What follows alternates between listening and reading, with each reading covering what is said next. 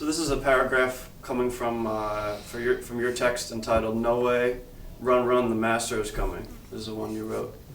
Like a comic book. Yeah, it's a comic book. One of my funny books. Go ahead. This says, I do recommend that practitioners create their own works, and that the practice of uncreative self-building imitation is only acceptable in the beginning developmental stages of mastering the art form. However, rather than succumbing to a work of art or its artists, know the character and the heart-mind of the individual artists. Then determine from that if their work is worth or the karmic debt or burden and your interest, surrender, or money. The lowest types of humans can be great artists. Therefore, many who are called and worshipped as artists are actually only creative brutes. Conversely, the highest types of humans can be artistic embarrassments to themselves and the human race. First, determine character and the individual's level of soul. Match their words and actions. Determine their spiritual or material plane of operation. Then, in full awareness, responsibly choose to take on or disregard the karma coming through, or as their art. Yeah. So that paragraph, or those two parts of the paragraph, they stood out to me definitely. As I've kind of been into music for a while, and as a player and somebody who's a fan of listening to music, I would say as I continued along, and down the path, that kind of became more evident to me.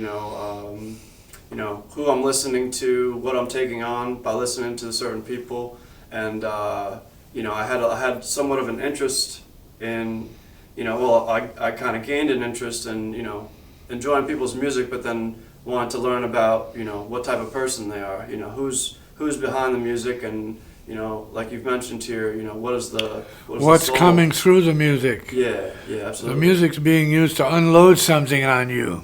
What is it that it's unloading on your face, your eyes, your ears, your nose, your whole body, right? Your whole being, your whole universe. Yeah. What is it dumping on you? Or what is it using of itself that lifts you up? See, that awakens you, that enlightens you. See, that delivers you to a whole other level. It's possible, but you need to look into it for yourself. You should be able in a split second say, hey, this music is uplifting, or this music is not uplifting. It's just, I don't know what it is, so what am I doing here? Where's the door? Let me out of here. Give me my money back. Yeah, certainly. Yeah, and then absolutely, starting to practice here, I've gotten to see, how you live and how you conduct your life, and I think that's, that's definitely a big part of what drew me here in the first place, and then seeing you coming here and seeing you, practicing it, teaching it, talking it, walking the walk, talking the talk, and playing the music. That goes right along with, what you're doing here in terms of, a continuation of realization practice. Right, spiritual mission. Yeah. Right, which is just words. But if you're walking the walk, you see how the spiritual mission shows up, not only like here, but wherever I might be. As you know, you've been with me everywhere. And recently at the gig, you have any comments on the last gig you heard with Medeski and Rakalam and the cats, Vijamu, Lamsobo, and Yaka on the cats? Yeah, absolutely. I mean, I thought it was a great gig, and for me personally, I thought it was very, very musical. Lots of different. I heard lots of different styles of music. But it wasn't because of tunes. Right, yeah. It had no tunes. Absolutely. We started out with what formed like a Gingy introduction. Sure. It was just the tone of Gingy, the soft major chord bossa nova, yeah. Bring in the sweetness and set the tone, relax everybody, bring them to, Brazil. Right to the beach, you can hear some, but then it opened, went beyond that, which is its point.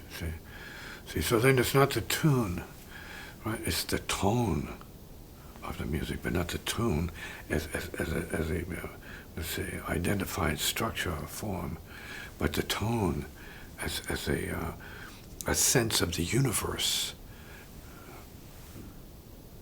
It is, say, the tone of a universe, say, of sound, in this case, and how they all relate to one another. See? Yeah. So you usually have a tune, and it's a beginning and an ending.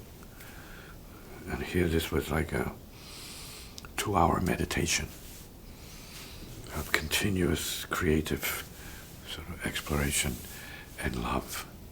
See? Sweetness and deepness, ferocity and calmness. See? Right? Pure warrior sound. Fearless. True.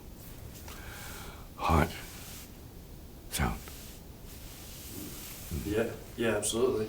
And yeah, like you said, even though it might have only been, one tune to kind of set the tone, there was so much in that. So that a lot of that was just, the openness of the musicians and the players that that you've been playing with, and then having Medeski there. It's like the key to unlock the door to the universe. Right.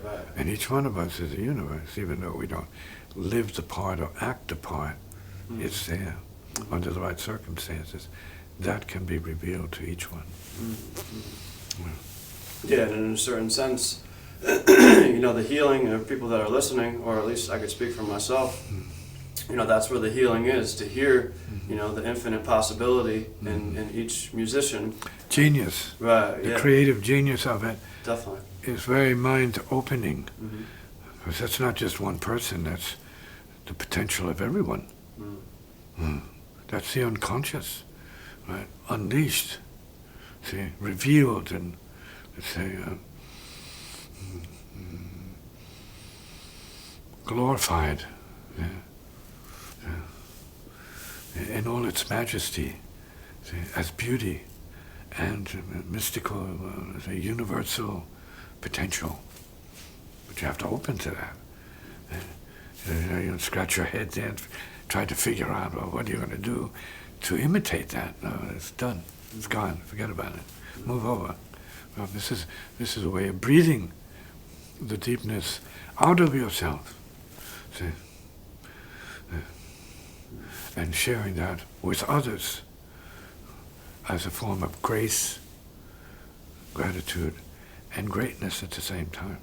So it is great to hear that.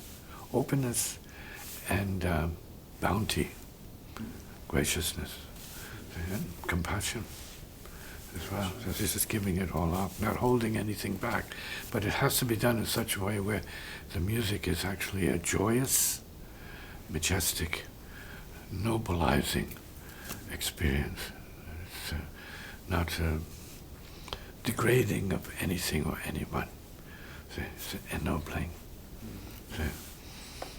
Classical even, in nature. Sure.